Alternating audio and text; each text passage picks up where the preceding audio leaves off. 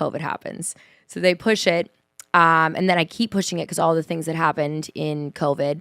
And then when I did finally put the EP out, like it's just like, it was always right there in music, but it was never like, and I started to realize like I fell so out of love with it. And then all of a sudden, like you're being forced to do TikTok, nothing was ever working. Like I was just like, this is not what I wanted to do. It's not the songs I want to write. And the management team I had around me at the time was like, you need to look like this. You need to dye your hair this. You need to sound like this. Like, and I all of a sudden like started to lose everything of like, who am I? Like I would wear no clothes in videos. I would say the F word in every freaking song. My mom was like, do you have to do that? Yeah. I was like, it's cool. This is what works. And then I like took a step back and I was like, oh my God, like this is not what I love anymore. So 2021 happens and I didn't know it then, but I met my manager, who's now my current manager, who's awesome. But I met him in passing and he was like, yo, have you ever gone out to Nashville? Because you're doing all these country melodies and fitting them in pop music. And he was like, you need to go out to Nashville. He's like, come out on a writing trip with me. And at the time, my management then was like, she's done, her career's over. Like no one knows what to do with her. So she's just going to write for people. And I was like, okay. So like I go out there, my first trip, like I'm pitching all these like pop songs I never put out that could be flipped into country.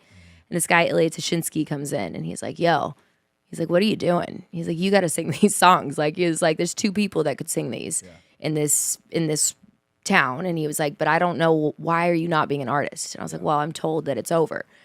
So he was like, okay, how about you humor me? He was like, come out here like in a couple weeks. I'll open my Rolodex, put you in the rooms with, now I realize like who I was put in the rooms with are just, they're legends. Like after doing this for so many years, yes, I worked my way into those rooms, but like coming into Nashville and just being placed in the first day with Seth Ennis, Phil Barton, and Lindsey Rhymes, I didn't know the significance of that.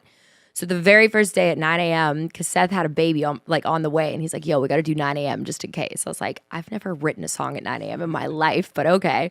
And we write the song called What If I Don't? And it was just like, it's a biz anger, dude. Bruh, I literally like, I remember getting in, because I'd taken like a voice memo of it, and I remember getting the Uber and I cried. I just cried. I was like, this is what I want to do. Like, I'm so happy.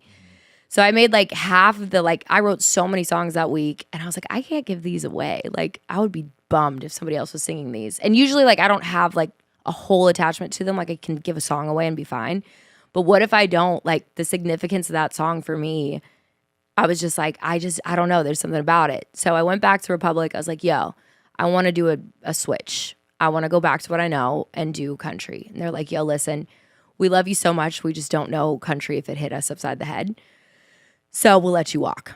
And I was like, okay, cool. So they were amazing. Like they were just like, we want to see you win. So they let me walk. And then I realized like the team of people I had around me, I had to like, after 10 years, I was like, yo, like this is the scariest move I'm going to have to make, but we got to part ways. So we parted ways. And then August 2022, I packed up my bags, moved out here, not knowing anybody, put out What If I Don't independent. I wanted to stay independent and I put it out and it just worked.